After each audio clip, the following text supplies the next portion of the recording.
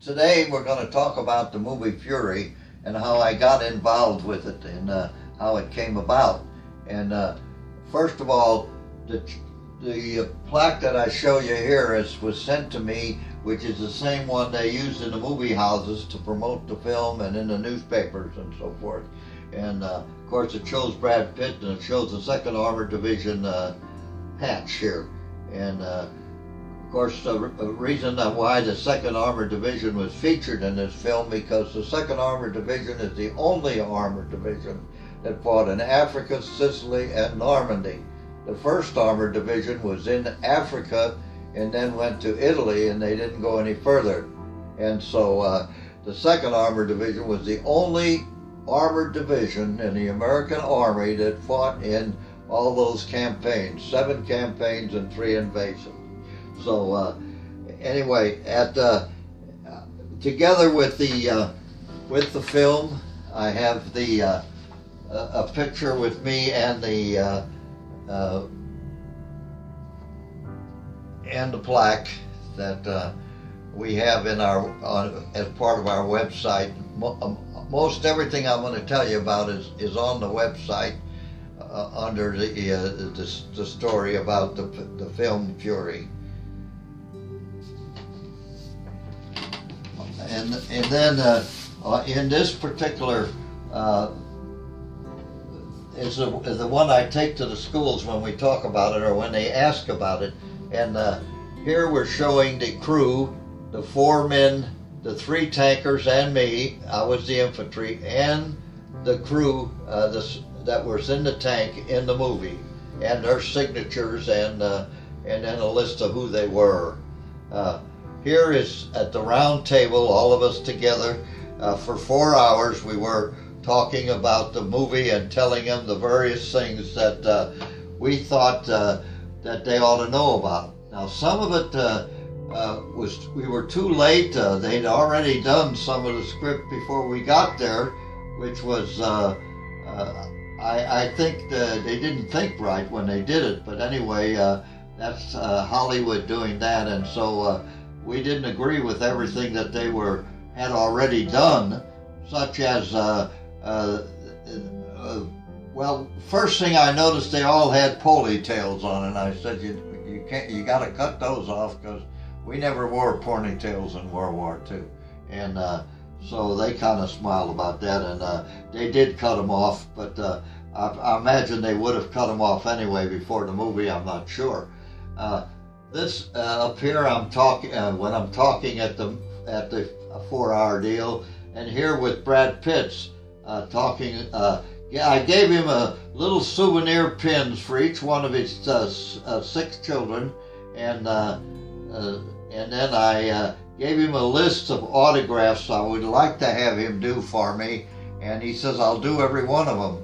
And the reason I did it that way is I knew everybody would be after him, and if I just gave him a list and let him do it on his own, and actually he did all of them. He got the list in August, and in February he sent me all of the autographs I asked him for, and did exactly what I asked him to do, which I appreciated very much. At the same time that he did that, he sent me a note in February, together with the autographs and all of that, telling me that they did the best they could, and he knew that some of the things were already done and they couldn't change it, but he says he hoped they made enough changes to help make us happy, and he says they were really happy to meet with us and satisfied with what we were able to furnish. So we did that, and I'm going to sit down now and say a few more things about the movie. The Hell on Wheels is the name of our division, and they put out a booklet on it telling all about a lot of other things in the booklet, but the main theme of the booklet is that our deal in Hollywood at that time. And there is another issue coming out that I'll be getting any day now, that's about the red carpet, which they were late in getting it out. because there's so few members left in the 2nd Armored Division Association, you know, because the last thing they were in, there was a unit of the 2nd Armored Division in Desert Storm, but most of the units were already deactivated at Camp Hood, Texas. So the only armored division left now with any name is the 1st Armored, and it's broken up into several groups now. And of course, most units now have tanks with them, whether they be regular infantry or whatever they are. The tanks are part of it now. But in the World War II days, all units did not have tanks, of course, except the armored divisions. So, and as a result, also the movie is finished, and they have put out the DVD now, and it's available in many stores and areas, and on Amazon and that. And so, of course, we saw the movie at the premiere. They had the premiere in Washington, D.C. on the 14th of October of 2014, and we were there for that on the red carpet, and everything about the red carpet that you would like to know or want to know, you could find on paulandert.com website. There's a lot of information on there, a lot of the pictures that were taken there, and at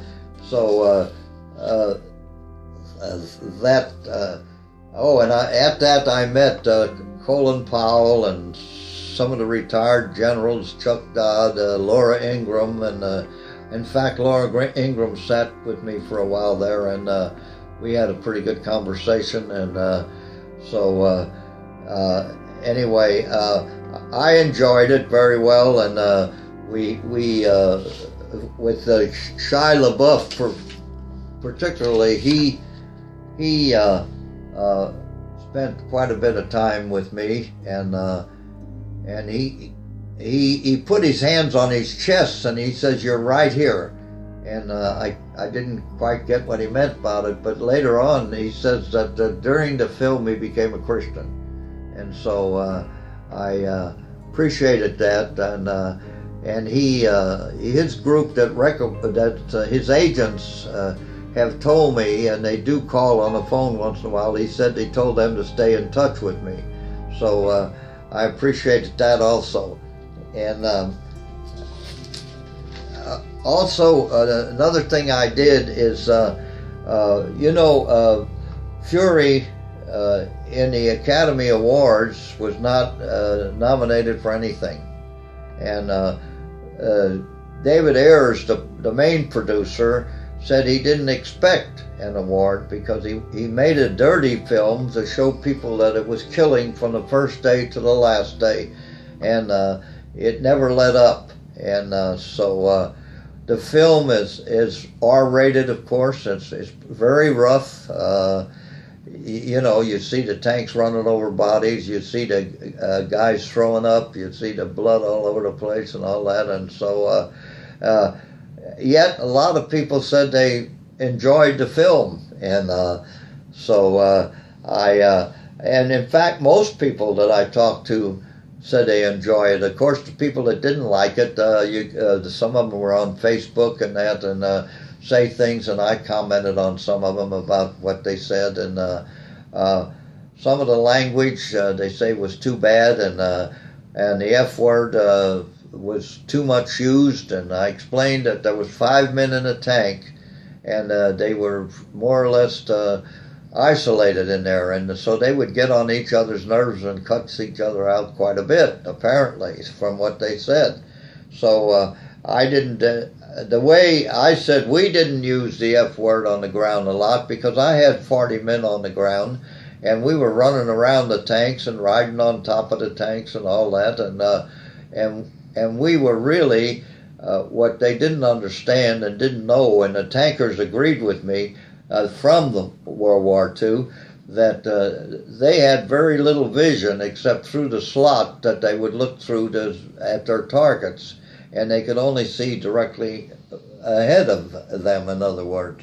And the way they want to know, well, how did they know where to fire? And we explained to them that every 5 tanks in a platoon, and the center tank had a telephone on the back of it. And I could run up to the telephone and pick it up and tell them where we were receiving fire from, and the platoon leader then could direct the tank on his right or left, whichever side they were on, to direct their fire in that direction. And there's a lot of things about how we did that in my book entitled Unless You've Been There. And so, which they have, of course, in Hollywood and have had it for some time. And anyway, because they were not nominated for anything, what I did, decided that I would give a statuette to each member of the cast and the producers and some of the other people that were involved with it, to say, this is my Oscar to you. You didn't get an Oscar, but this is a World War II Oscar. And so I have sent these to most all of them. I don't know how many of them actually have them in their hands yet. They tell me that Brad Pitt has his, and LaBeouf has his, and Burnsall has his, they say. So I know he has his because he was here in Tulsa and it was given to him personally. So we know he has his. Okay. And I also notified the New York Times and various newspapers in the area of what we did, and maybe some of them will print something about it, I don't know, but I did get some answers from some of them that I did send the pictures of the statuettes and what I was doing, so that maybe if it was created any interest with them, they would do something about it. Brad Pitt wanted to know what in the movie attracted me or associated. Well, there's Oreo there, our cat that's in charge of everything, and he gets in the middle of everything we do, and so anyway, he's kneeling, he's sitting down there now looking at her, but he kind of got me off track here, but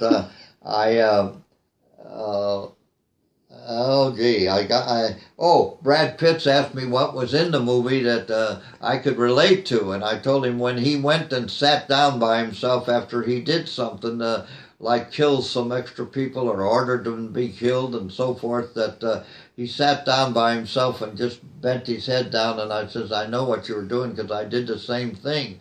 Because in war, we are humans for a while and we're savages for a while. And I said, you became a human being for a little bit, and you went and sat down and thought about what you had just done. But you know you had to be dirty and down in the dirt in order to win, or none of us would be here. So that was your thinking, and that was my thinking about it.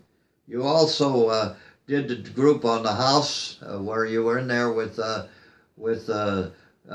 2 ladies in the house and the young fella, the new boy, and you incorporated 2 things that was in my renditions, was all the eggs that in one of the houses that we had the lady cook for us, and then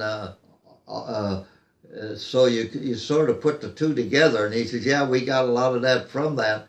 And I said, but you only had one problem with it. You sent the young man to the room with the young girl, and I said, and then you just sat there and talked to the other one. And I said, the only difference in the whole scene was I went to the room with the other one.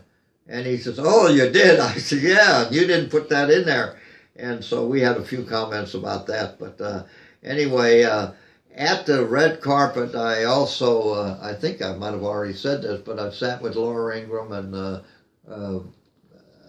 Colin Powell and Chuck Dodd and some of the retired generals and some of the current generals, and they all are more or less in agreement that they were not happy about what was been going on in the military today and our actions we're taking. But the officers that were still in the service said that they cannot comment because their commander-in-chief has a different view on what their views are, and he is their commander, so they did not say a lot, but they agreed silently or quietly, most of them, and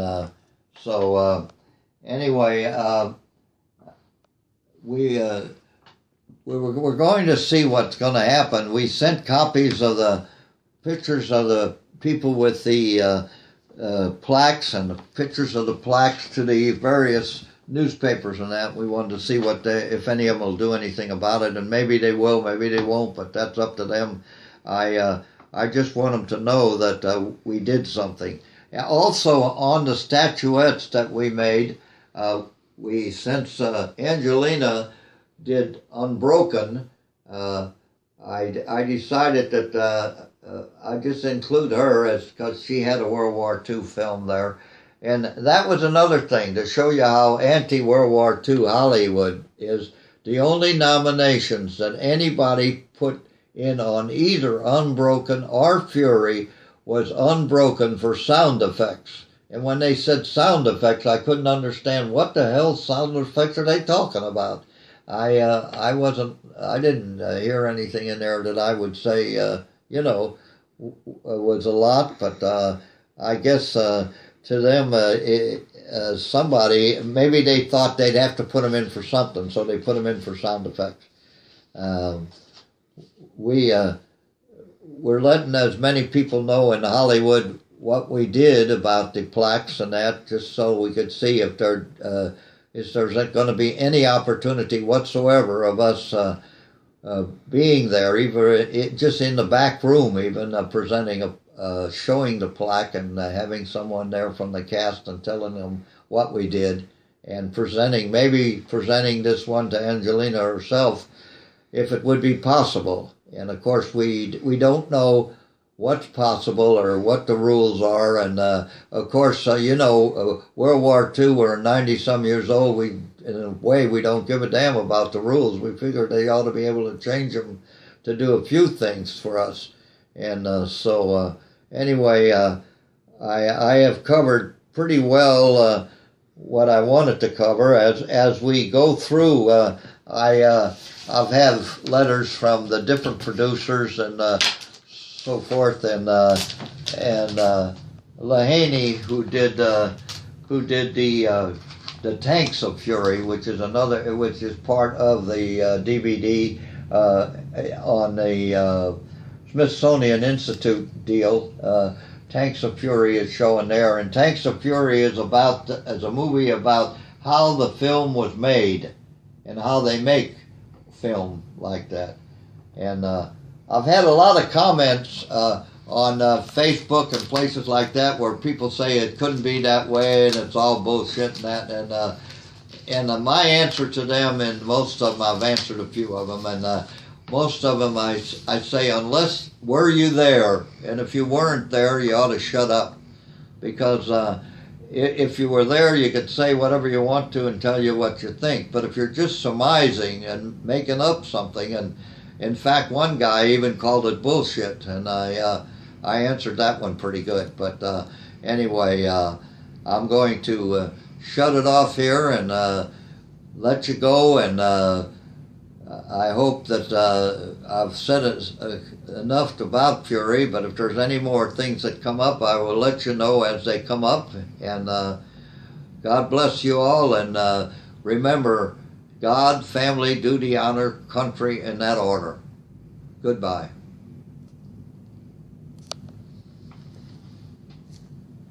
Oh, I think I stopped it.